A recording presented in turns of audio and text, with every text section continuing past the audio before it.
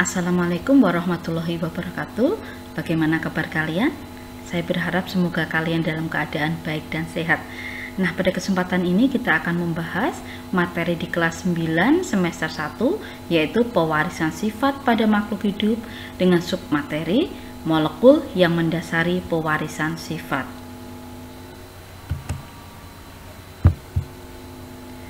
Apakah kamu pernah mengamati teman-temanmu? Jika kamu memperhatikan teman-temanmu, kamu akan menjumpai perbedaan ciri atau sifat.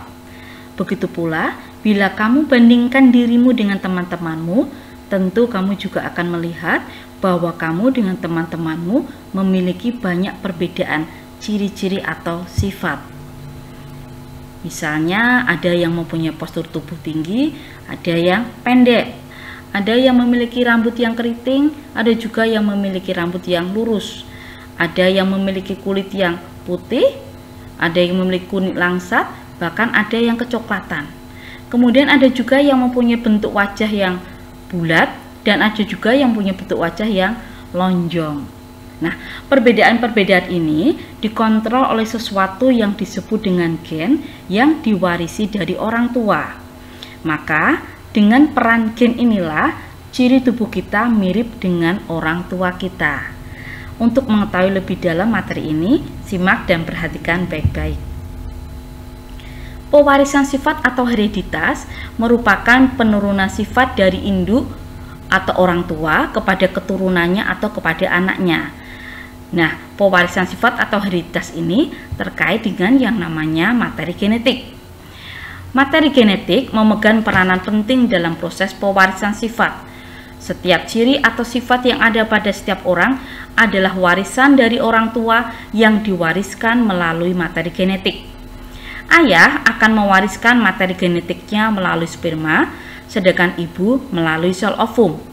Materi genetik tersebut akan bergabung melalui proses fertilisasi, sehingga akan muncul beberapa ciri yang mirip dengan ayah dan beberapa ciri yang mirip dengan ibu.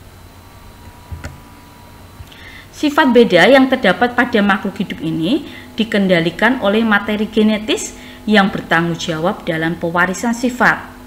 Materi genetis ini berupa substansi yang disebut dengan gen. Jadi gen adalah substansi kimia berupa senyawa asam nukleat yang terdapat dalam kromosom yang membawa sifat keturunan. Kemudian kromosom adalah struktur benang dalam inti sel yang membawa sifat hereditas. Dalam gen terdapat DNA dan RNA. DNA merupakan untaian yang sangat panjang yang melilit pada protein yang disebut protein histon. Jadi intinya di sini, di dalam sel manusia, dalam inti sel terdapat kromosom. Di dalam kromosom itu terdapat gen, ya. Nah, dalam gen itu nanti dijumpai adanya DNA dan RNA. Sekarang kita lihat struktur DNA dan RNA.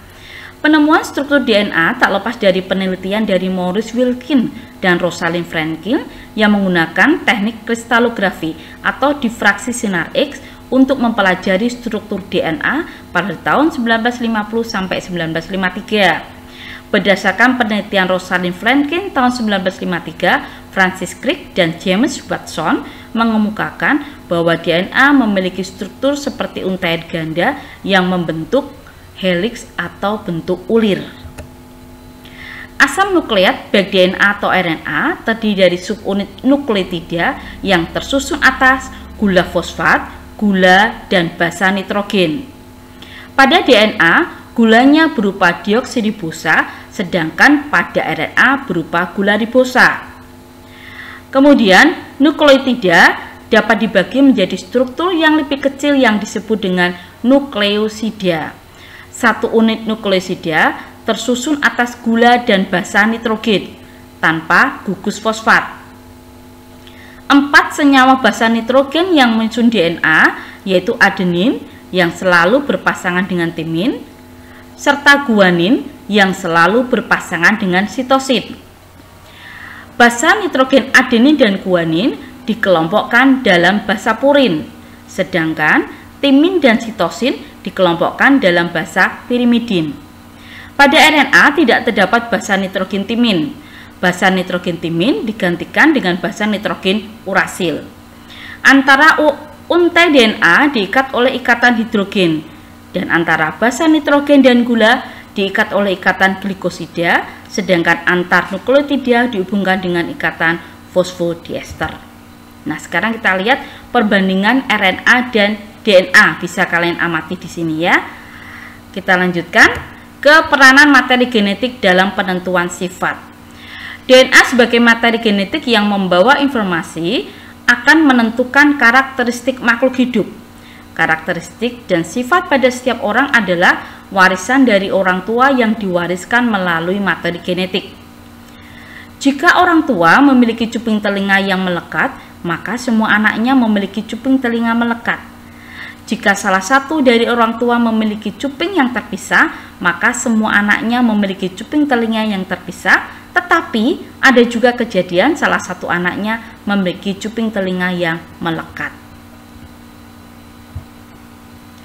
Dalam pewarisan sifat dikenal sifat dominan dan resesif. Sifat dominan adalah karakter yang mampu mengalahkan atau menutupi karakter yang lain. Disimbolkan dengan huruf kapital.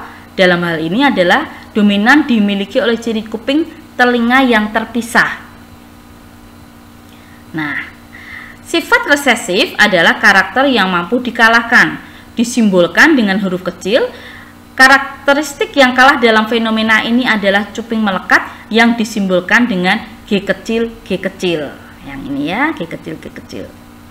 Variasi atau bentuk alternatif dari suatu gen, dalam hal ini gen G besar dan gen G kecil, disebut dengan alela. Sifat-sifat atau ciri-ciri yang dapat diamati dan tampak seperti bentuk rambut, warna kulit, jenis cuping telinga, ini disebut dengan fenotip. Fenotip ini merupakan perwujudan ekspresi dari gen. Sedangkan genotip adalah keseluruhan informasi genetik dari suatu individu yang merupakan sifat-sifat yang menurun yang tidak tampak dari luar dan disimbolkan dengan pasangan huruf. Contohnya A besar A besar, A besar A kecil, A kecil A kecil, G besar G besar, G kecil G kecil, G besar G kecil. Parental atau disimbolkan dengan P besar artinya adalah induk atau orang tua, sedangkan filial atau F kecil artinya keturunan. Gamet adalah sel kelamin yang berasal dari genotip. Contoh genotip A besar A kecil, maka gametnya A besar dan A kecil. Homozigot adalah pasangan yang sifatnya sama. Contohnya A besar A besar, A kecil, B besar B besar, B kecil, dan seterusnya ya, bisa kamu lihat di sini. Sedangkan heterozigot adalah pasangan gen yang sifatnya tidak sama. Contohnya A besar A kecil, B besar B kecil, C besar C kecil, ataupun G besar dan G kecil.